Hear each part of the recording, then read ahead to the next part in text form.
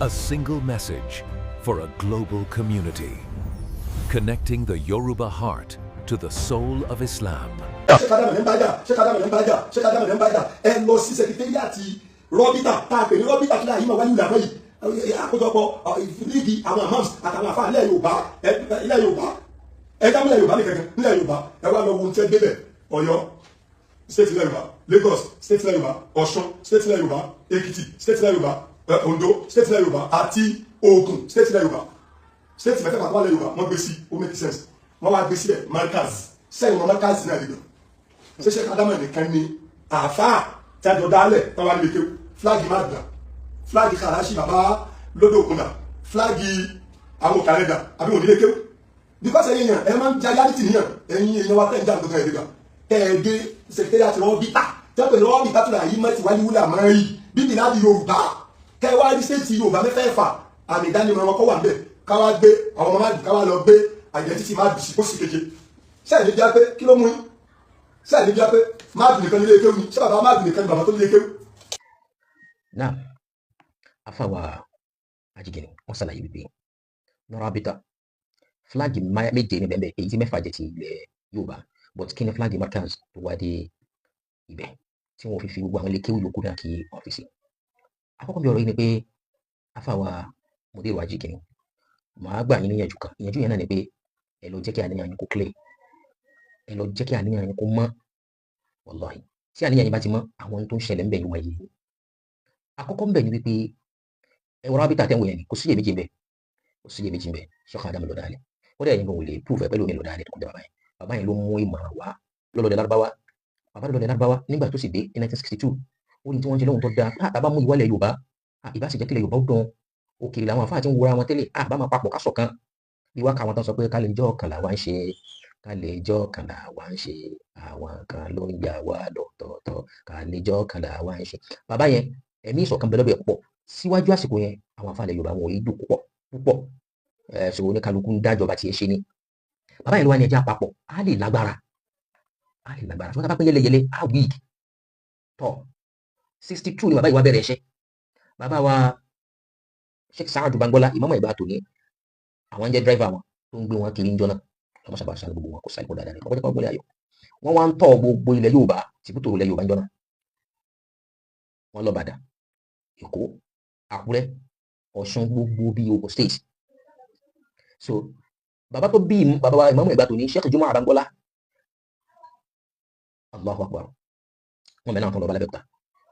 tó ń jọ ń ṣètò yìí bàbá yìí ló dá ní ìròrí ẹ̀ o so òun náà sì ní kò wá rọrùn fún gbogbo ìlú yìí ní tọ̀ káàkiri tó rẹ̀ ní ọ̀rọ̀ ọba yé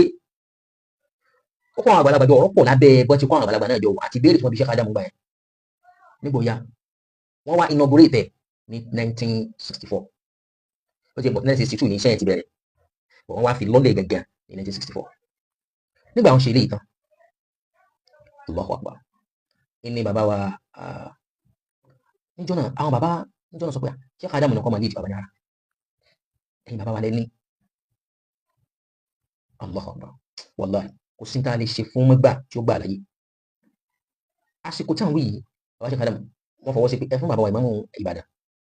kọ́ máa jẹ́ president bàbá wa Sheikh Fadilatu Sheikh Ahmed Muhalli Ìmáàmù Ìbàdàn Ìmáàmù Ìbàdàn jọ náà àwọn ni wọ́n ń jẹ́ president general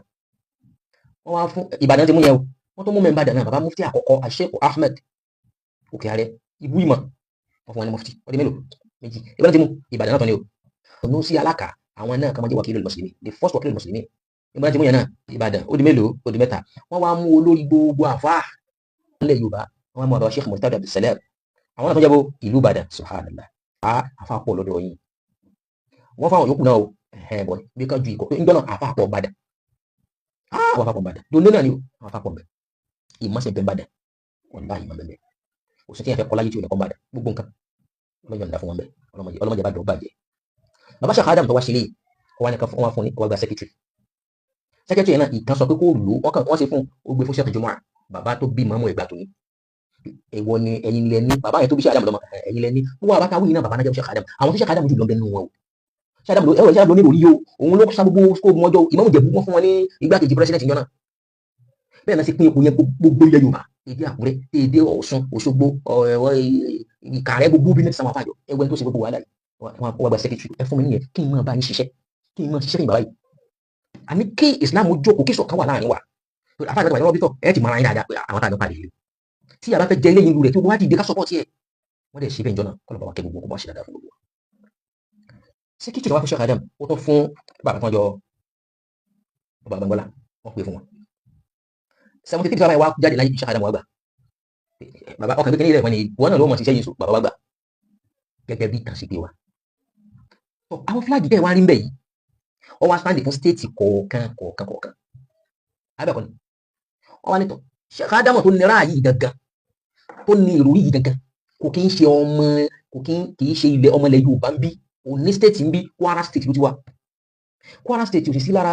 South West ń bí North Central lòun sáwà gbé fúláàgì North Central wá sílẹ̀ Yorùbá ń bí wọn rárá kò lè ṣe ṣe afẹ́mọ́ kílímù tí ó sí lára ẹ̀ ni ẹ má jà síbẹ̀ ok ṣé kí Markaz ká sún pọ̀ mọ́ Èkó Sheikh Adam kò lè represent Lagos àtàwọn ọmọ Èkó gangan wà náà kò lè represent Èkó àwọn Èkó kò ní gba sẹ́yìn gbọ́gbà nìkan sọ pé Sheikh Adam ló represent Lagos state ẹ̀ níbẹ̀ ìpèsè kò ní díjìn àwọn afá sí bẹ́ẹ̀ tán mọ́ tí àwọn afá kó ẹ̀pẹ́ àwọn afá pọ̀ nísàlẹ̀ Èkó àwọn afá pọ̀ válé kó bá ní àwọn dínkù ní mímọ́ so Sheikh Adam ò lè represent kò lè stand gẹ́gẹ́ bí gbogbo Èkó rárá àwọn Èkó wà mẹ́lọ́tọ̀ Ìlọrin ló ti wá kí wá la lè ṣe ẹni yìí sì ni wọ́n gbọ́dọ̀ fún ní recognition tiẹ̀ náà ẹni wọ́n fi mú pòkè ogún wo ni bàbá yìí fi ilẹ̀ Markaz náà ẹbọn mi wọn ò lè mú ti Ìlọrin wá pé ijó ọmọ Ìlọrin yẹn torí Ìlọrin ò sí lára ẹni wọ́n fi mú ti Markaz ní tó fi ilẹ̀ wọ́n ní ẹ̀nà rò rẹ̀ so ayé ò mọ̀ pé òun ló ṣiṣẹ́ yìí so àwọn tẹ̀ wá ń dá ọkọ̀ yìí wọ́n support bàbá yìí àwọn kan náà nílò yìí bàbá wa ní Madu ṣẹ́yìn náà nígbà kí àkàmù bàbá Madu síbẹ̀ kò sọ̀rọ̀ ń bẹ̀ tí bàbá ló ní ìròrí ni àwọn bàbá yìí ò ní gbá díẹ̀ sí tiwọn ṣíṣe yẹn sì ní ó fi hàn fáwọn afá wa àwọn ìmáàmù lálẹ́ Yorùbá wọn ìsàlá ìmòrí wàláhì wọn ìsàlá ìmòrí ẹ̀yin ẹ fẹ́ sọmọ́ dálá ìmòrí àwọn bàbá ìsàlá ìmòrí bàbá wọn lálẹ́ ìsàlá ìmòrí wọ́n ní pé tọ́tọ́ ni Allahu Akbar ok ṣẹ́yìn nìkan lè wà ń bẹ̀ èèyàn tó lé lọ́gọ́rùn kan wà ń bì kan ẹ̀yin di méjì mẹ́ta kan ẹ wá sọ pé àwọn ọgọ́rùn èèyàn correct ẹ̀yin kan tẹjọ́ lọ́tẹ̀ ẹ̀ sọ tí ń dùn yín ẹ̀ṣẹ̀ tí ń dùn yín nìyẹn so àwọn bàbá yẹn wọ́n tẹ̀lé ọ̀rọ̀ ànábì ni ànábì ni man lam yashkuru nnasa lam yashkuru Allah ẹni tí ó bá dúpẹ́ fún èèyàn tó sórí fún àgbà ò lè dúpẹ́ fọlọ́ wọn àdúrà lórí kan kí ló change orúkọ Jaziratul Arab ilẹ̀ Mẹ́kà àti Madina sí Saudi Arabia ṣe bí iṣẹ́ ni èyí tí Muhammad Saudi tó ṣe òun nìkan sì pàdé òṣìṣẹ́ àwọn tó kún lọ́wọ́ ń bẹ òun lórí ẹ̀yọ jù tíṣẹ́ ìhàn bẹ wọ́n dẹ̀ ní mòdì ìlú ó jẹ́ ogún àlè ó mà wọ́n dẹ̀ sọ di tiwọn nìkan a rí ìsì ọ̀rọ̀ yín náà ni ṣé ẹnìkan gbà kọ́ sọ pé aṣọ nìkan ló ṣiṣẹ́ ni rárá Lágẹ̀lú ìlú Ìbàdàn sóhun nìkan ló ṣiṣẹ́ ni torúkọ ẹ̀sìn gùnkè wọn nìkan kọ́ ló ṣiṣẹ́ náà òun lọ́lọ́run gbèrò orí yẹn fún ni sí Odùduwà nìkan ló ṣiṣẹ́ ni tó fi jẹ́ pé òun ni wọ́n fún ní orí nílé Ifẹ̀ sóhun nìkan orí ẹ̀yọ jù ni ọ̀ràn yàn náà lọ́yọ̀ọ́ sóhun nìkan lọ́lọ́ sọ̀yọ̀ ìbá pọ̀ wọ́n jọ ṣiṣẹ́ òun lórí ẹ̀yọ jù ni Lágẹ̀lú ìlú Ìbàdàn sóhun nìkan ló ṣiṣẹ́ ni ṣé Alimi Ìlọrin sóhun nìkan ló ṣiṣẹ́ ni ọmọ rẹ̀ mílẹ̀kùn tàkúrẹ́ sóhun nìkan ló ṣiṣẹ́ ni Sódẹ́kẹ́ ìlú Ẹ̀gbá sóhun nìkan ló ṣiṣẹ́ ni Osman ibn Fodio sóhun nìkan ló ṣiṣẹ́ ni ṣùgbọ́n orí ẹnìkan náà sàláfì gbogbo àbá ìgbàgbẹ́ ni tó ní ìròrí tó ní wàhálà Sheikh Adam Abdullahi Al-Alawi ìwà mú ilé kéwú ẹ̀ kan fi fúláàgì ẹ̀sìn kò sí tó burú bẹ́ẹ̀ kọ́dà wọn ò tí ì ṣe é tó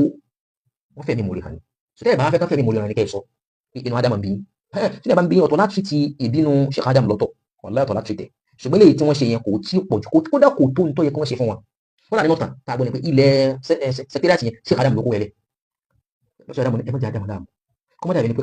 kábàlì máa tó bí ibi ṣe ríjọ́ náà bàbá sì ní ṣẹ́ńjì tiwọn díẹ̀ bàbá dẹ̀ ra lẹ́yìn wọn ọ̀rá fún Markaz wọn rà fún gbogbo àlìkùmọ̀ lẹ́yìn Yorùbá fún gbogbo àhímọ̀ lẹ́yìn Yorùbá Sheikh Adam rà fún wàlẹ́ ọ̀làmà kọ́ máa jẹ́ ti gbogbo wọn. wọ́n ti foundation náà àwọn nìkan bàbá yẹn tax àwọn Markaz ẹ mú wá o gbogbo Yorùbá lájọ ní gbogbo lẹ́yìn lónìí níwọ̀n wọn làwọn kan wọn kùn pé àtàwọn lọ́wọ́ ṣe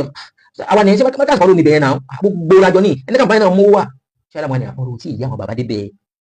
ọ̀rọ̀ ìyé wọn dé bẹ́ẹ̀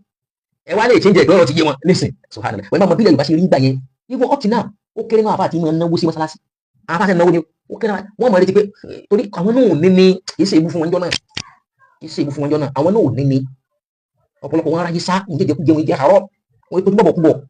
wọn yẹ fàfàkúfà Ọlọ́run náà tó ti so ebi sì ń pa wọ́n bẹ́ẹ̀, ìyà ń jẹ wọ́n mọ́ bẹ́ẹ̀, wọ́n sì gbà fọlọ́run ọlọ́run sábà kí gbogbo wọn lápapọ̀ bisimilahi qul huwallahu ahad wallahu samad lam yalid walam yulad walam yakun lahu kufuwan ahad ọlọ́run wọ́n sábà forí gbogbo wọn lápapọ̀ gbogbo àwọn ìṣẹ́ náà sábà foríjì wọn ọlọ́run sábà foríjì wọn ọlọ́run sábà foríjì wọn albarka la ilaha illallah ala muhammad sallallahu alaihi wasallam subhanakallahumma wa bihamdik nashhadu an la ilaha illa anta nastaghfiruka wa natubu ilayk subhana rabbika rabbil izzati amma yasifun wassalamu ala al-mursalin walhamdulillahi rabbil alamin. jọ̀wọ́ ṣe àkíyèsí láti subscribe fi like sílẹ̀ àti tẹ àròsọ bell fún àwọn ìmọ̀ràn tọlọ́fìn. Assalamu alaikum wa rahmatullahi.